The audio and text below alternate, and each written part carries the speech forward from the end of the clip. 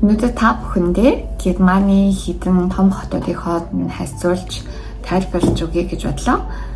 Герман руу ирэх гэж бодож байгаа, ирэхэд сурахаар юм ажиллахаар ирэх гэж бодож байгаа хүмүүс аль хотод нь очвол байр олоход амар байдгүй, байрны өгнө хэмд байдгүй. Ажил олдоц, оюутны болон энгийн ажлын олдоц сайн байдаггүй.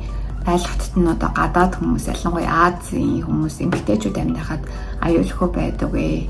Аль хотод нь юу үзэж харах юм юу хүмүүсэнд ажгүй байдаггүй гэдэг талаар энэ баг зэргийн тайлбарлаж өгье гэж бодлоо. Өнөөдөр хайцлах байгаа хотод маань Берлин хот, Франкфурт, Лайпциг, Штутгарт, Мюнхен болон Хамбург хотод байгаа. Эхлэлцгээе хамгийн товчондоо гэвэл Мюнхен хот бол хамгийн Германд хамгийн аюулгүй хот. Ер нь Европт дундаа ч гэсэн маш хамгийн аюулгүй хотуудын нэгт ордог хэрэгүүлдэг. Гэхдээ хамгийн үнэтэй хот. Берлин хот болохоор айгүй тийм international олон улсын хүмүүс байдаг, тийм олон хүмүүсийн уур амьсгалтай нэг тийм тухтай байж чадах ч гэсэн ер нь бол оюутнууд их байдаг. Тэгээд янз бүрийн стартап компаниуд, янз бүрийн олон улсын компаниуд бол тэмцээд заавал салтан байдаг. Гэвч байр олоход маш хэцүү бөгөөд түрээсний өмнө бол хямд гэж явдаг байсан ч гэсэндээ одоо бол ерөнхийдөө өсөж байгаа хандлагатайгаа. За Франкфурт хот гэх юм бол санхүүгийн төв хот. Тэгээд хамгийн давуу тал гэх юм бол Улаанбаатараас Франкфурт гэсэн шууд нислэг бол байдаг. Тэгэд өндөр байлгатай. Одоо Азийн орнууд ч Европ, Германд бол тийм бусад хотууд бол тийм амар Франкфурт байдаг шиг өндөр орчуугийн байлгууд бол байд. За Хамбург хот болох юм бол усан боомттэй Германы хойд хэсэгт байдаг. Тэгээд логистик бараа тээвэр импорт экспортын тал дээр бол аюул алдаастай. Бас медианы салбарт ажиллахад бол аюул алдаастай гэсэн үг. Лайпциг хотод нь бол хямдхан тэгээд хөгжиж байгаа. Хот нь бол өөрөө аюул үзэсгэлэнтэй хот байгаа. Штутгарт хот бол Mercedes-Benz, Porsche гэх юм үзэгээр алдаастай. Ер нь автомашин инженерийн чиглэлээр ажил болтойс аюул их. Гадаад хүмүүс ч гэсэндээ аюул ирж ажилладаг Mercedes болон томоохон компаниуд.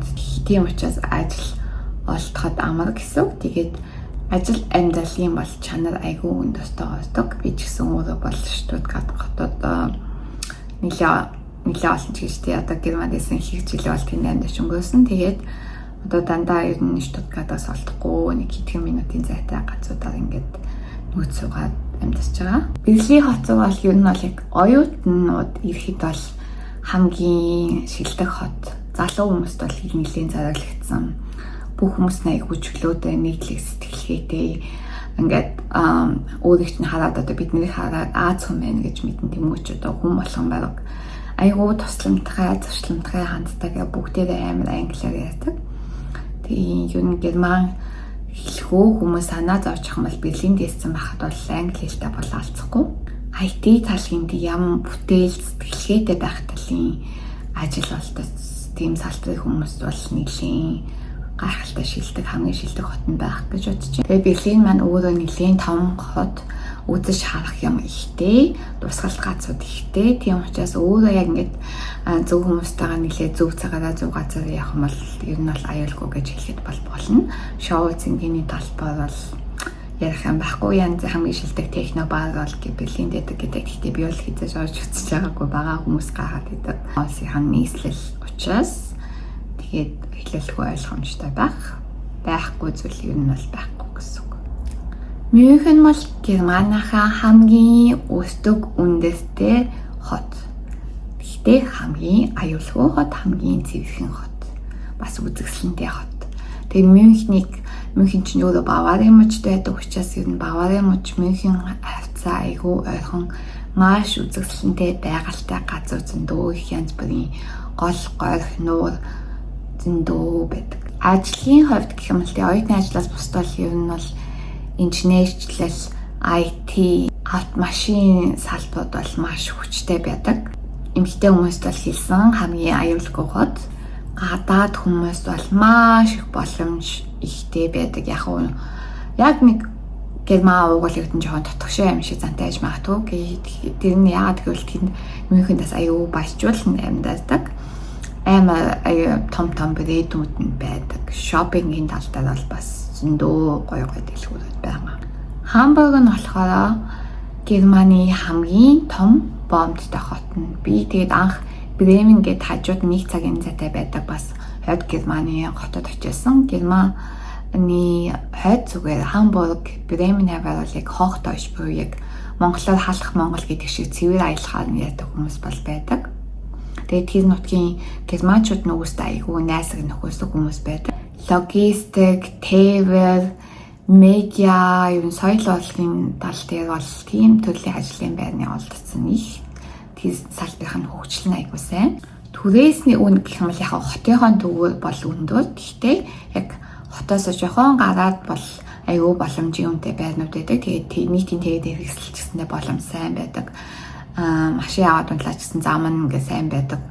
Учираас ер нь бол цахаараа байр авсандаа ч гэсэндээ маш зүгээр байдаг. Олон улсын худалдааны хот гэж явдаг учраас ер нь бол найсаг хүмүүс бас зөндөө байгаа. Тэгээд тэрэнд очиод далайгаас байсан шинэхэн загас идэх боломжтой тийм том усан онгоцнууд байдаг.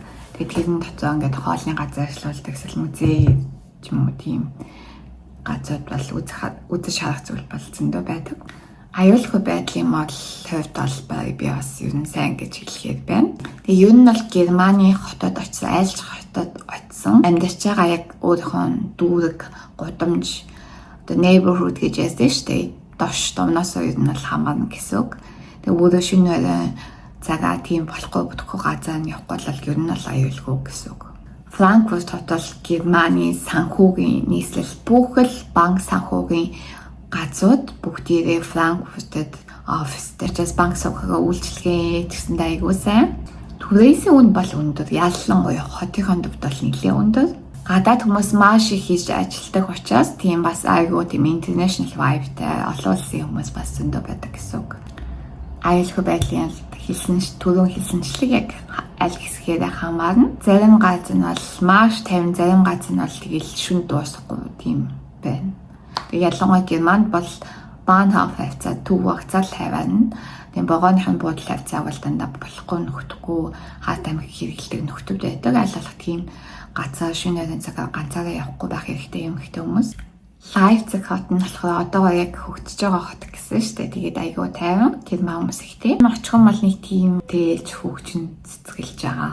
Түрээсийн үнийн хувьд бол баруун Германы хотууд дэга бодвол айгүй хямд доогоор ордог. Гадаад хүмүүсийн хувьд бол яг тийм нэг Берлин, Франкфурт ч тийм амар international олон амар гадаад хүмүүс байхгүй ч гэсэн нэг юу нь бол ганцхан хүмүүс бол мэдээж байгаа. Хүмүүс нь бол тэгтээ найсаг хүмүүс байдаг. Хөгжиж байгаа учраас ажил олох боломж гэсэндээ юу нь бол нэмэгдэж байгаа. Ялангуяа тийм үйлчлэгээ, соёл урлаг, стартап, логистикийн тал дээр бол бас нэлээд ажлын байрны олдсон илүү болов гэж бодож байна. Тэгэд юу нь бол аюулгүй хотод байна. Айгүй тайван сайхан хот байгаа. За манай Штутгарт хот гэх юм бол монголчууд ихтэй.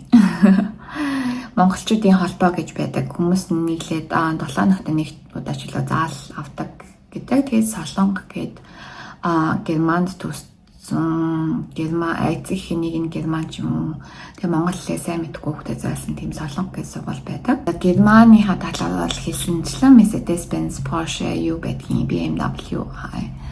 Германы автомашин инженерчлэлийн гол төв газар. Инженер техникийн чиглэлээр тийм мэргэжлийн ажил хайж байгаа бол Штутгарт үгээр хэрэгтэй. Хамгийн тохиромжтой хотуудын нэг нь гэсэн. Амьдралын чанар одоо айгуу сайн өндөр байх ч гэсэндээ түрээс нь бол бас өсөж байгаа. Мөнхний гүсгэж төрүүлэх гээд бас явж байгаа. Гадаад хүмүүс ялангуяа тийм мэргэжлийн боловсон хүчин тий юм нэг мэргэжил эзэмшсэн хүмүүсийг бол нэлээд хүлээж авах туфтай, ажилд авах туфтай.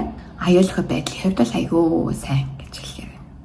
За тэгээ хаанд очсончлан тэгээ хотын төвөөр бол мэдээж байрныхан түрээс өндөр байгаа. Тэгээд хотын жоохон захаар зайтай байрнууд бол гоё хямдхан байрнууд бас олон өөрөйтэй байрнууд бол олдох боломжтой. Байраа хаана сайдгаа гэх юм бол VG gesucht эсвэл Immo-Scout гэсэн вебсайтнаас хайж болно. Би ингээд доор description хэсэгтээ нь оруулчих. Тэгээд ер нь бол оюутан хүүхдүүд ирж байгаас бэлтгэн авч байгаа л тийм оюутнуудын хотхон тийм регэ байрнууд бол илүү хямдхан, туризмын хямдхан байдаг. Холдос ч гэсэндээ ер нь бол тааж.